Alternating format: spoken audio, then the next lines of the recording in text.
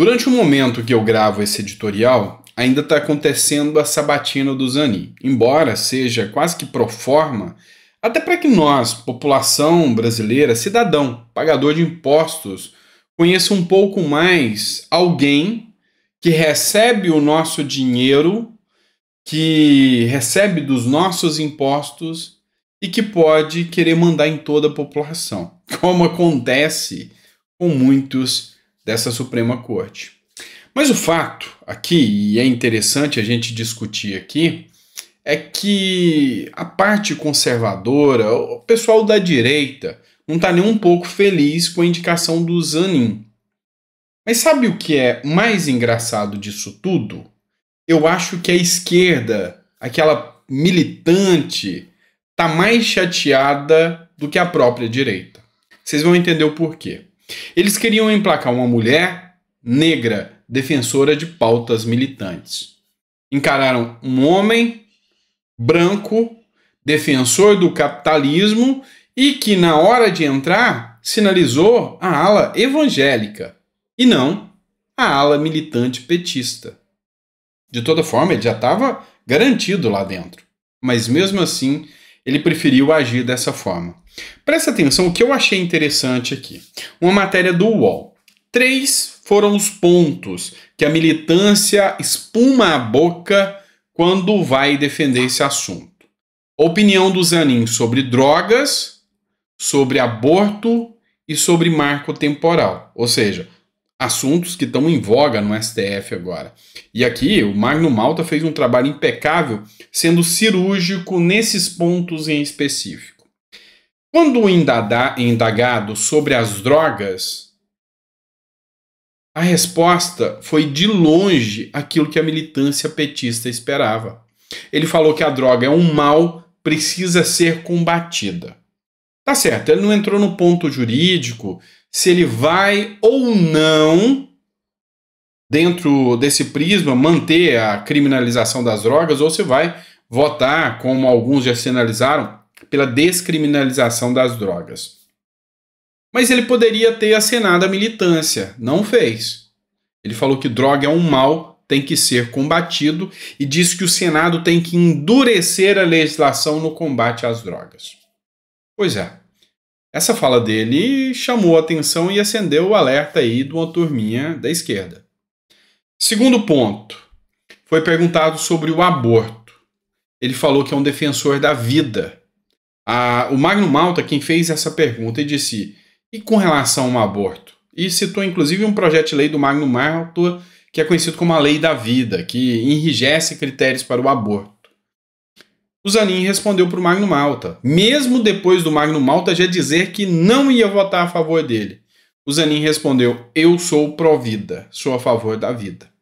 E quando falou do marco temporal, que é a questão das terras indígenas, ele falou: aqui, antes de mais nada, tem que haver conciliação.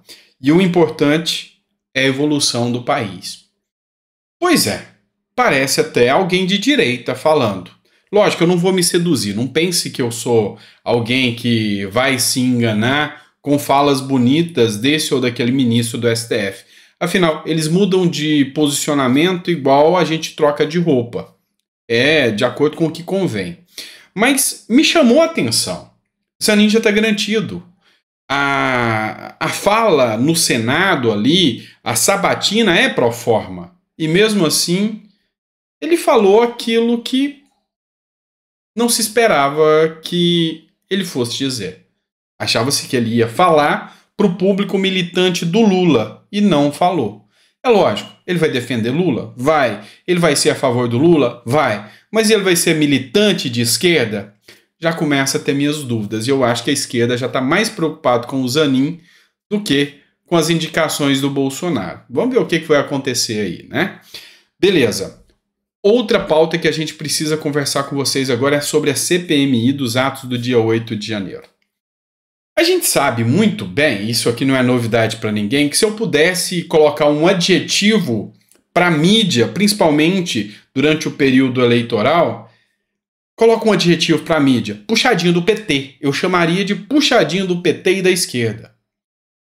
Pondé mesmo, numa entrevista que ficou marcada, ele dizia: olha, quase todo jornalista é petista. Só tem medo de assumir devido ao tamanho das falcatruas que o PT fez no Brasil. Pondé falou. Só que a grande questão que nos chama a atenção aqui é que de vez em quando existem lapsos de coerência que começam a se contrastar, ou seja, a mídia começa a brigar entre si. Por quê? Porque um ou outro resolve ter coerência e a mídia militante petista vai vir para cima. Exemplo, o UOL é passadora de pano, mas o Kennedy Alencar fez uma matéria que merece ser explanada, merece ser discutida. O Planalto avalia que governistas foram mal na CPI e vai intervir na comissão. Ou seja, vai intervir mais do que já interviu. Não vamos esquecer que o Lula, com medo, pavor, desespero da CPMI, liberou 60 milhões, o deputado Sanderson fez essa declaração, 60 milhões para a CPMI não acontecer e tirar a assinatura. Hora que a CPI aconteceu efetivamente, foi liberado muito dinheiro para que a base do governo fosse maioria. Mas olha só o que o Kennedy Alencar falou. O colunista do UOL, Kennedy Alencar, afirmou durante o programa Análise da Notícia de hoje que o governo fez uma avaliação negativa da atuação de sua base na CPMI, que investiga os atos golpistas de 8 de janeiro. Ele afirmou que, na opinião do Palácio do Planalto, os governistas foram incapazes de emparedar o ex-diretor da PRF, Polícia Rodoviária Federal, Silvinei Vasquez, e por isso haverá uma intervenção na estratégia de inquisição. O governo gastou, o governo articulou, o governo manipulou, o governo enganou e mesmo assim tomou um banho do primeiro a ser ouvido. Lembra, se você é um seguidor mais assíduo aqui do nosso canal, que eu disse, olha, eu queria que começasse com os apoiadores do Bolsonaro. Você lembra quando eu falei isso? Teve até algumas pessoas que criticaram aqui. Falei, eu queria que começasse, porque a hora que a verdade começar a vir à tona, primeiro por parte dos apoiadores do Bolsonaro, a hora que estiver mais fraco e mais desidratado, é que o pessoal do Lula vem. E aí, meu amigo, é pancada. Lembra que eu falei? E foi isso que aconteceu. O Silvinei Vasquez deu um show à parte.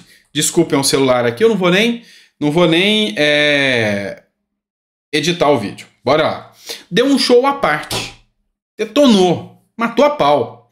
E aí, desesperaram, porque o próximo é um cara tão qualificado quanto o Silvinei. É o Anderson Torres.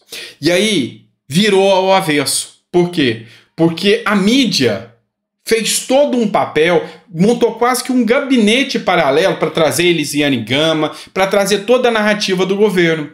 Mas na oitiva da CPMI, o que aconteceu foi dar a voz para o outro lado. E deu ruim para o governo. E deu muito ruim para o governo. A deputada federal Carolina de Tone, ela fez até uma análise sobre isso aqui e falou, ó, a gente está no caminho certo.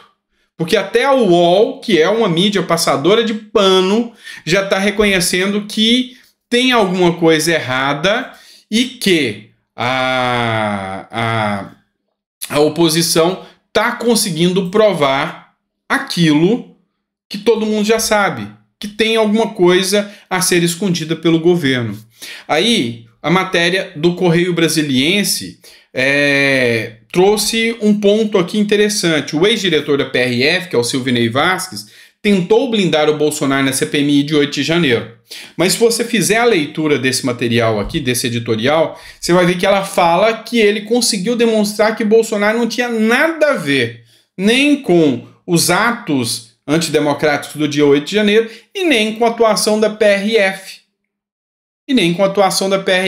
Você vê que agora, a partir de então, a mídia já começa a ter uma visão diferente. E aqui, eu fecho aqui com a matéria do Estadão para vocês. CPMI de 8 de janeiro vira confissão de culpa para o governo Lula. Gente, é o Estadão. Vocês já viram o Estadão elogiar Bolsonaro ou criticar Lula durante a campanha eleitoral? Não, vocês não viram isso acontecer. Olha o que o J.R. Guzzo fala aqui. A atitude geral do governo Lula, diante da CPMI que investiga os atos de violência do dia 8 de janeiro em Brasília, está se tornando uma confissão de culpa. Há uma suspeita que só um trabalho sério de investigação poderia afastar, a de que o governo permitiu que os ataques fossem feitos ou até coisa pior, para se fazer de vítima de uma tentativa de golpe e, por conta disso, apertar a repressão contra os seus adversários políticos. Como tirar essas dúvidas da frente e apresentar a verdade ao público? Só há uma maneira: um esclarecimento dos fatos com honestidade e competência. Mas o governo age de forma exatamente contrária. Aqui ele foi cirúrgico, ele falou: olha, todo mundo queria que o governo provasse que ele não facilitou, que ele não foi conivente, que ele não se omitiu. E, ao fazer isso, demonstra que o governo queria usar essa narrativa para ser autoritário e acabar com a democracia no Brasil, perseguindo opositores. E agora, a CPMI, da forma que o governo Lula articulou, está sendo uma confissão de culpa a ponto do próprio Estadão vir e trazer esse argumento para vocês. Aí vem a matéria da Veja, revista Veja, que é a passadora de pano, e tenta mudar o foco da situação aqui. A contradição do ex-diretor da PRF na CPMI de 8 de janeiro. Quem escreveu foi o Ricardo Chapola. Mas o que é o interessante aqui? Segundo eles, a contradição foi um dado que ele falou errado. Ele falou que havia uma maior frota de ônibus no Nordeste. E eles falaram: é mentira, o Sudeste tem uma frota muito maior. Proporcionalmente à população, é questionável. Lógico que o Nordeste tem uma frota maior, proporcional à população. No Sudeste, Sul-Sudeste, o pessoal tem carro próprio, tem a comunidade de mais baixa renda tem o carro próprio, costuma andar de carro próprio na data dessas votações, e proporcional à população, que é muito maior no Sudeste, a rota de ônibus circulando era maior. Então, a única coisa que eles conseguiram achar para atacar o depoente era isso. E colocam no título: ele se contradisse. Não, ele não se contradisse, não. Ele fez um trabalho que até o UOL teve que reconhecer. Foi um trabalho excepcional. Vamos lá. Mudando de assunto agora para vocês. Vamos falar agora de uma matéria do Senado aqui. Já disse para vocês no último editorial que o senador Marcos Duval se licenciou do mandato, tá? Isso era questão de tempo. Ele foi substituído na CPMI. Muita gente vai até criticar o Marcos Duval, falando que ele se acovardou, que ele se enfraqueceu. Não. Para mim, ele combateu um ótimo combate e ele não tá fora do jogo. Ele tá fora da CPMI. Essa ele não volta mais. Mas aí muitas pessoas fizeram o seguinte questionamento. Quem vai ficar no lugar do Marcos Duval? Tá? Aqui a matéria que é do Senado Notícias. Quem vai ficar no lugar do senador Marcos Duval? É outro Marcos, o Marcos Rogério, tá? Para quem não conhece o senador Marcos Rogério, é esse aqui que também tem uma bagagem e uma cultura suficiente para apavorar a base do governo na CPMI. Então, foi uma troca, vamos dizer boa. Porque não foi alguém que assumiu o lugar do Marcos Duval que seja alguém omisso, é alguém bom de trabalho, é alguém conivente, é alguém coerente, é alguém que vai trabalhar sem conivência. Esse é o Marcos Rogério.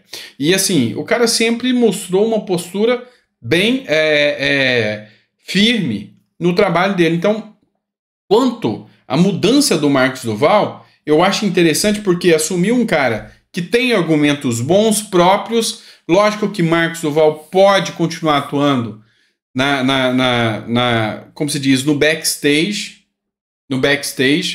E eu acredito que o papel dele está sendo cumprido de forma coerente. Então, assim, eu não tenho críticas a Marcos Duval. Pelo contrário, eu acho que ele fez o bom trabalho porque ele representa aquele público dele. Ele representa o público dele, aquele que votou e queria que ele fizesse aquilo. E está fazendo de bom tamanho, e não vejo como ruim a substituição dele e a assunção do senador Marcos Rogério de forma alguma, tá bom? Vamos lá, vamos falar de eleições municipais. Deixa eu colocar aqui para vocês.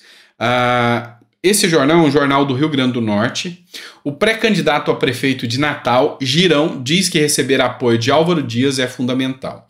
O deputado General Girão, deputado, tá? Porque nós temos também o senador Girão. Esse é o deputado Girão. Ele se lançou como pré-candidato. E é um homem que tem uma postura à direita de embate, de combate, e não se intimida, não tem medo, muito grande. E já está começando a assustar. Ele cresceu mais de 390%. Ele começou com um nome que ninguém sabia, e em pouco tempo ele já aparece aqui no terceiro lugar das pesquisas. E se tiver o apoio do Bolsonaro, se não tiver aquele conflito e jogo de ego, Natal, no Rio Grande do Norte, terra linda demais, vai ter o seu primeiro gestor de direita. E aí, uma terra que já é bonita, que passa por graves problemas, graves da segurança pública, terá um general à frente combatendo o problema da violência e da segurança pública lá em Natal. Então, passe à frente, é um grande nome, é um nome que com certeza poderia fazer muito, muito pelo estado e pela cidade de Natal. Vamos lá, pessoal. Matéria de O Povo Online. A aprovação do governo Lula cresce e chega a 56%, aponta a pesquisa Genial Quest. Tá, eu não me incluo e não faço parte desses que podem ter aprovação em relação ao governo Lula. As medidas autoritárias, a falta de diálogo, o gasto desenfreado com o dinheiro público, como o próprio Ciro Gomes já disse, o risco da volta de corrupção, dinheiro sendo aplicado sem licitação, muito mais do que toda a gestão do Bolsonaro. Então, assim, eu não me incluo, mas, segundo pesquisas, se você acredita em pesquisas, 56% da população era 52%, subiu para 56%, ou seja, 4% a mais, avaliam a aprovação do governo Lula, ou seja, tem um governo Lula como um governo bom ou regular. E aí, é vocês que me dizem se essa é a sua opinião, tá? Bora lá, matéria do Hora Brasil Notícia. Lula libera 6,6 bilhões em emendas parlamentares para tentar conter a insatisfação do Centrão. O valor é 3 vezes superior ao liberado por toda a gestão de Jair Bolsonaro. Aí, gente, é essa a grande questão. Essa é a aprovação que você teria do governo Lula? É um governo que aprendeu a dialogar, que sabe dialogar lá da época do mensalão, do petrolão, do dinheiro, da liberação de verba aqui, verba ali, dinheiro aqui, dinheiro ali, na mala, na cueca. Não é para mim. Não é para mim. Eu não vejo aprovação, eu não vejo credibilidade para dizer que eu aprovaria uma gestão como essa. Não é do meu feitio. Eu acho que tem muito ainda que melhorar no nosso país, e essa melhora e essa mudança eu acho muito, mas muito pouco provável que venha com esse tipo de atuação, com esse tipo de toma lá da cá, com esse tipo de atuação aí, né? Mas esse é só meu ponto de vista. Quem sou eu? Só um mero brasileiro pagador de impostos, né? Que tem um título de eleitor, como se eu valesse alguma coisa para esse país, não é? É assim que funciona, é assim que eles pensam. Você sabe que eu não estou errado quanto a isso, tá certo? E é isso, pessoal. Obrigado por ter ficado até o final do nosso editorial. Amanhã eu vou voltar trazendo mais informações. Vamos falar amanhã sobre a questão do Zanin, tá? Hoje a gente já falou que provavelmente a aprovação vai estar acontecendo, tá? Então, durante o momento que eu gravo isso aqui, ele ainda está fazendo a sua sabatina, mas provavelmente já vai estar sendo aprovado, e aí a gente vai trazer e vai estar colocando para vocês mais pontos de vista aqui sobre o que acontece de hoje para amanhã, e 9 horas da manhã a gente está aqui em mais um editorial, tá? Pessoal, recadinho rápido aqui para vocês. Vocês viram que tem uma coisinha, duas coisinhas diferentes aqui, né? Eu tô com uma poltrona nova, tô com um quadro novo. Isso aqui foi um presente, tá? Do Daniel e da Geise, lá de Ubá, de Minas Gerais. E eu queria agradecer muito, muito, muito. São pessoas que acreditam no nosso trabalho, são pessoas que gostam do nosso trabalho. Tive a surpresa de fazer a aquisição deles e quando fiz a aquisição, eles conheciam o nosso trabalho e quiseram mandar um presente e eu não poderia ficar sem agradecer o Daniel e a Geise de forma alguma. Então, muito obrigado mesmo, gratidão pela confiança no nosso trabalho e eu fico muito, muito feliz de saber que o meu trabalho vem agradando e que esse carinho de brasileiros que realmente acreditam no nosso país é tão importante. Então, se você está em Ubá aí, ou mesmo na internet, pesquisa sobre Ubá, móveis e Ubá, você vai ver que tem quadros lindos, poltronas lindas, ouro legítimo, coisa bonita mesmo, tá bom? Obrigado, pessoal. Fica com Deus e um grande abraço, tá?